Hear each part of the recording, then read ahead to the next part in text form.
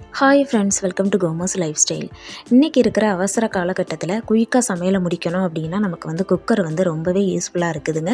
அதுலேயும் வேலைக்கு போகிற பெண்களுக்கு சொல்லவே வேண்டாம். குக்கர் அவங்களுக்கு ரொம்பவே யூஸ்ஃபுல்லாக இருக்குது. ஏன்னா அவங்க குயிக்காக சமையலை முடிச்சுட்டு அவங்களுக்கு வேலைக்கு போகிறதுக்கு ரொம்ப ஈஸியாக இருக்கும். இன்றைக்கி நம்ம வீடியோவில் குக்கரை பற்றின டிப்ஸு தாங்க பார்க்க போகிறோம். வீடியோக்குள்ளே போகிறதுக்கு முன்னாடி நம்ம சேனலை ஃபஸ்ட் டைம் பார்க்குறவங்களா இருந்தால் சப்ஸ்கிரைப் பண்ணிக்கோங்க. குக்கரோட கைப்பிடி அடிக்கடி கலண்டுக்கிட்டே இருக்குங்க. நம்ம ஒவ்வொரு வாட்டி சமைக்கும்போது இதை டைட் பண்ண வேண்டியே இருக்கும்.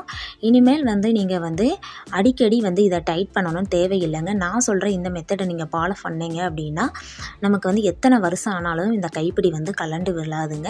இதுக்கு ஃபஸ்ட்டு நம்ம இந்த குக்கரோட கைப்பிடி இருக்கிற ஸ்க்ரூவை நம்ம கழட்டி எடுத்துக்கலாம். இந்த டிப்ஸ் உங்களுக்கு ரொம்பவே யூஸ்ஃபுல்லாக இருக்குங்க. நான் என்னோடய குக்கருக்கும் இன்னொரு குக்கருக்கு நான் இந்த மாதிரி தான் செஞ்சுருக்கிறேன். பல வருஷம் ஆயிடுச்சு இதுங்க. ஆனாலும் அது இன்னும் கலண்டே விழலை. இப்போ இதை நான் தனியாக கழட்டி எடுத்தாச்சிங்க இந்த ஸ்க்ரூவை. இப்போ இதில் நம்ம வீட்டில் துணி தைக்கிற நூல் தாங்க எடுத்துருக்கிறேன். நம்ம வெளியிலலாம் கடையில் போய் எதுவும் வாங்கணும்னு தேவையில்லை. இந்த நூலை நான் 3ஆக மடித்து எடுத்துக்கிறேன். உங்களுக்கு ரொம்ப லூஸாக இருக்குது அப்படின்னா நீங்கள் கெஸ்ட்டாக கூட மடிச்சுக்கோங்க. நான் 3 சுத்துக்கு நான் இதை மடித்து எடுத்துக்கிறேன். மடித்து எடுத்துட்டு இதை அந்த ஸ்க்ரூவில் நம்ம சுற்றி எடுத்துக்கலாம். இப்படி செய்யும்போது நல்லா டைட்டு கொடுக்குங்க. நமக்கு கலரவே கலராது.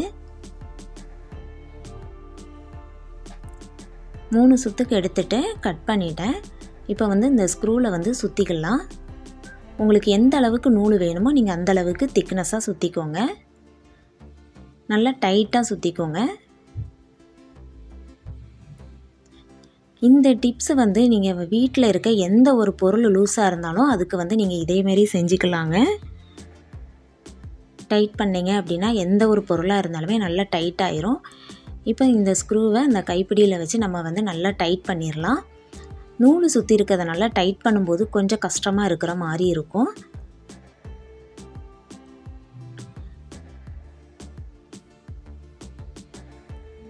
கொஞ்சம் லைட்டாக சுற்றுறதுக்கு கொஞ்சம் கஷ்டமாக இருக்கிற மாதிரி இருக்கும். ஆனால் டைட் பண்ணிடலாம்.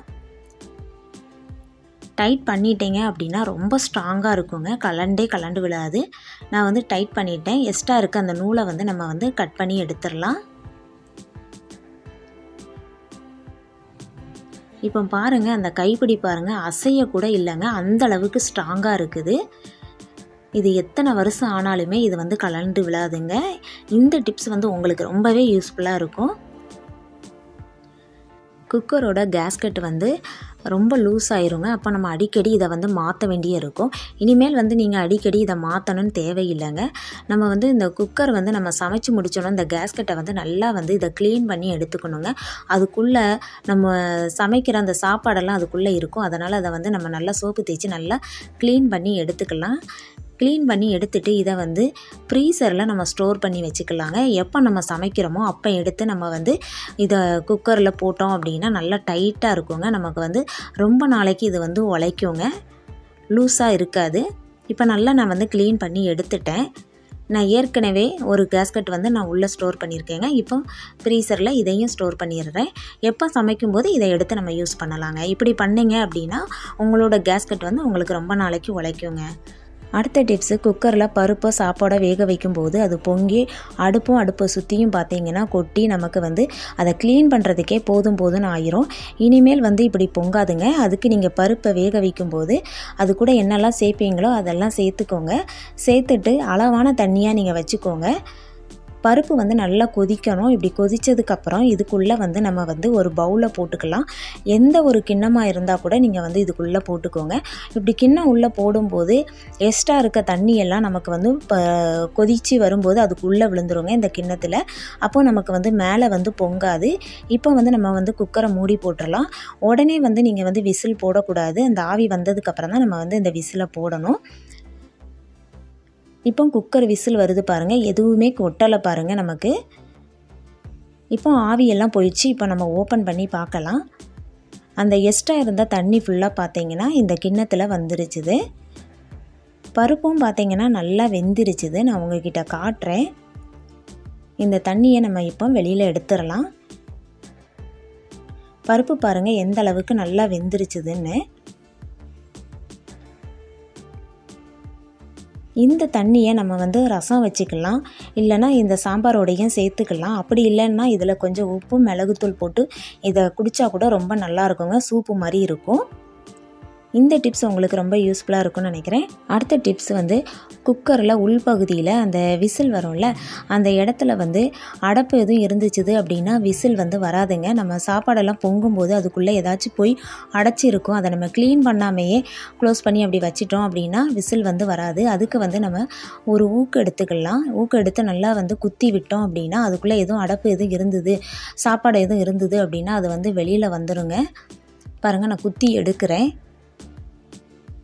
எனக்கு பாருங்கள் லைட்டாக தான் இருந்திருக்குது சாதம். இதை இப்படி நல்லா நம்ம க்ளீன் பண்ணி எடுத்துட்டோம் அப்படின்னா நமக்கு வந்து விசில் வரும். இந்த டிப்ஸும் உங்களுக்கு ரொம்ப யூஸ்ஃபுல்லாக இருந்திருக்கும். குக்கரோட வெயிட்டை வந்து நம்ம வந்து சமைச்சு முடித்த உடனே இதை வந்து தனித்தனியாக கலட்டி நம்ம வந்து இதை வந்து க்ளீன் பண்ணணுங்க. இதை அப்படியே வச்சுக்கிட்டே நம்ம வந்து தேய்ச்சி க்ளீன் பண்ணக்கூடாது. அதேமாதிரி குக்கர் மூடியில் வச்சுக்கிட்டேயும் நம்ம வந்து க்ளீன் பண்ணக்கூடாது. இப்படி வந்து தனித்தனியாக கலட்டி தாங்க க்ளீன் பண்ணணும். இதுக்குள்ளே சாப்பாடு எதுவும் இருக்கும், அதனால் நம்ம ஒரு ஸ்க்ரப்பர் வச்சு நல்லா தேய்ச்சி க்ளீன் பண்ணுறது ரொம்பவே நல்லது. இதில் சாப்பாடு எதுவும் இருந்துச்சுது அப்படின்னா நமக்கு வந்து விசில் கூட வராது. அதனால் இதை நல்லா தேய்ச்சி க்ளீன் பண்ணிக்கலாம். இப்படி நம்ம க்ளீன் பண்ணி யூஸ் பண்ணும்போது குக்கர் வந்து நமக்கு வந்து எத்தனை வருஷம்னாலுமே நமக்கு வந்து உழைக்குங்க. இதை நல்லா க்ளீன் பண்ணிவிட்டு இதுக்கப்புறம் நம்ம வந்து இதை மாட்டி எடுத்து வச்சுக்கலாம். இதே மாதிரி நீங்கள் ஒவ்வொரு வாட்டியும் சமைக்கும்போது க்ளீன் பண்ணிக்கோங்க.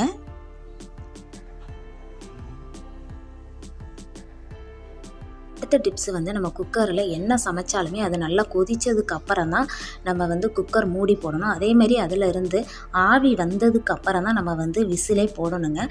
அதுக்கு முன்னாடி வந்து நீங்கள் போட்டுறாதங்க. எப்போவுமே குக்கரில் ப்ரெஷர் வந்து தானாக ரிலீஸ் ஆகிறது தாங்க நல்லது. அதை வந்து நம்ம எடுத்து விடுறது, அதுக்கப்புறம் டைரெக்டாக கொண்டு தண்ணியில் கொண்டு காட்டுறது இதெல்லாம் நல்லது கிடையாது. அப்படியே உங்களுக்கு ரொம்ப அர்ஜெண்ட்டாக நமக்கு வந்து ப்ரெஷரை வந்து எடுத்து விடணும் அப்படின்னு நினச்சிங்க அப்படின்னா ஒரு ஈர துணியை எடுத்துக்கோங்க, நல்லா நனைச்சிட்டு அதை வந்து குக்கர் மேலே போட்டுக்கோங்க. போட்டுட்டு அதுக்கு மேலே கொஞ்சமாக தண்ணி தெளித்து விட்டுக்கோங்க. தண்ணி தெளித்து விட்டீங்க அப்படின்னா ஒரு 30 செகண்டு போதும், நமக்கு வந்து ப்ரெஷர் வந்து ரிலீஸ் ஆயிருங்க. இந்த மாதிரி செஞ்சுக்கோங்க. ஆனால் இதுவுமே நீங்கள் வந்து அடிக்கடி பண்ணாதங்க, தானாகவே ரிலீஸ் ஆகிறது தாங்க நல்லது. இந்த டிப்ஸும் உங்களுக்கு ரொம்ப வந்து யூஸ்ஃபுல்லாக இருந்திருக்கும்னு நினைக்கிறேன்.